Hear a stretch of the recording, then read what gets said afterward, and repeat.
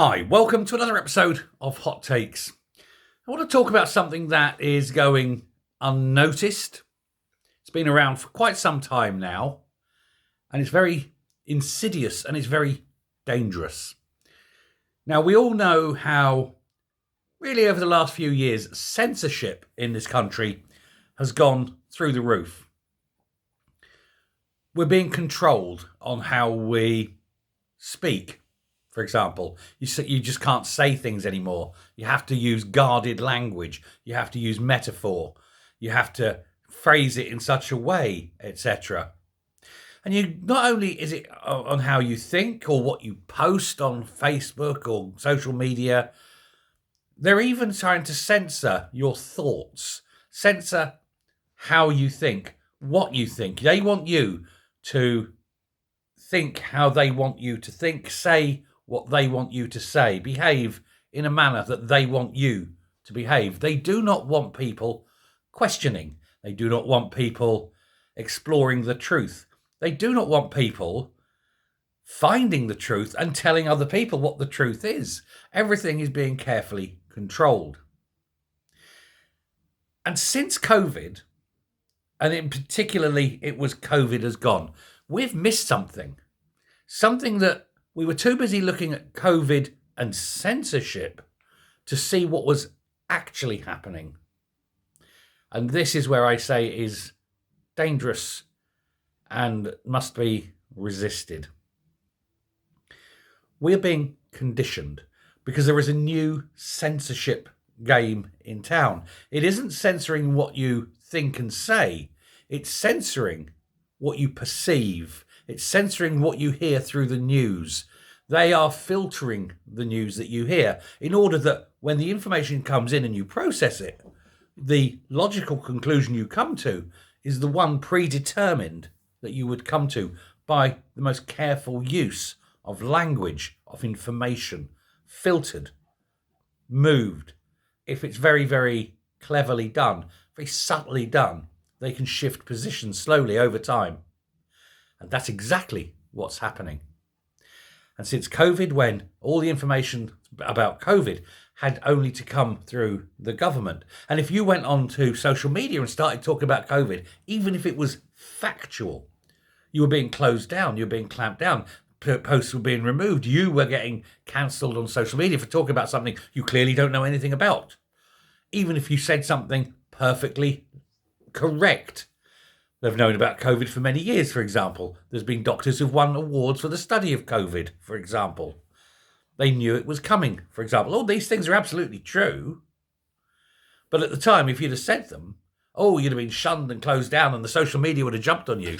You'd have been free to hold the thoughts in your head, of course, but you weren't allowed to tell anyone. And that is continuing to happen. But it's not just about COVID. It's about lots of things. Look at the way they're shutting down the argument on, say, immigration. They're limiting what they say. They're limiting what they present. And the moment you start questioning immigration, either they refuse to answer questions or they start deriding you as being far left and a thug and, aren't you a terrible person for even questioning it? And slowly, with the help of the mainstream media, information is suppressed, channeled, directed. There is a censorship industrial complex, like the military industrial one, but this one aimed at curating information, curating the news in order to change people's perceptions. And you will come to this, what we could call a false conclusion. You know, you've heard all the information, you've arrived, you've thought about it, and this is the position you now take. Only, of course, you haven't had all the information. You've had all the information that they are willing to allow you to have. And when anyone else comes out and gives you new information, you automatically reject it. Well, how do you know? Why? We don't believe you because it hasn't come from this source, the source that's conditioned your thinking. Do you see how this is working? You see how subtle it is. And it will take a long time. It takes a long, long time. And yet it works. It's 100% effective. This is mind control by a Marxist government now. But it started under the Tories. This mind control of news control, of information flow, and not giving you the full picture. And it's going to come to a point that even when you have new information or something obvious happens, your mind will start to reject it. Not because you're not capable of understanding it, but because the worldview carefully built up over time, that goes against it. And so by automatically going against a worldview, you tend to reject. It's very difficult, especially as you get older. It's very, very difficult to change worldviews. But the worldviews do change. And so unless we fight it, and unless we're aware it's happening, and this is the important thing, you must be aware that this is happening. Not you may not be aware of them doing it to you, but you need to be aware that it is happening. And once you're aware of it, you can start to see it. And you'll see it in all things. And look at the control. Look at the lack of information coming up about the Southport killer, for example. What's the lack of information? Why are we not being told things? Why is all this being shaped and formed in the mainstream media in a certain way? Why are we not allowed to see his face? Why is he not appearing in court? Why is he not speaking? Why are we not talking to the relatives? Why are we not talking to the families? Normally the press would be over it. Why aren't the press over it? Why aren't the press doing their job? Why is there no such thing as investigative journalism anymore? It's because the papers have been controlled. If you ask awkward questions, you don't get access. Screw access. Ask the questions. Demand the answers.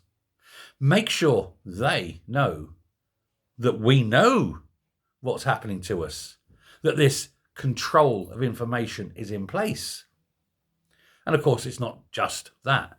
There's everything. You must now always question everything that comes from the mainstream media or that comes out of the mouthpieces of the government, because you must automatically disbelieve it. Believe nothing. Literally, believe nothing. Not even me. Go check for yourself. And if someone does present information which seems to go against the narrative, predispose, not necessarily to believe it, but predispose that it may be true. Fall on the margin of safety. Don't just reject it because it doesn't fit a worldview. Think about it. Does it go against what the government are wanting you to think? And at that point, the light will dawn. Watch as they don't answer questions. Watch as they refuse to acknowledge truth. Or, worst of all, hide the truth from you. Thanks very much. Let me know what you think. Speak soon. Bye.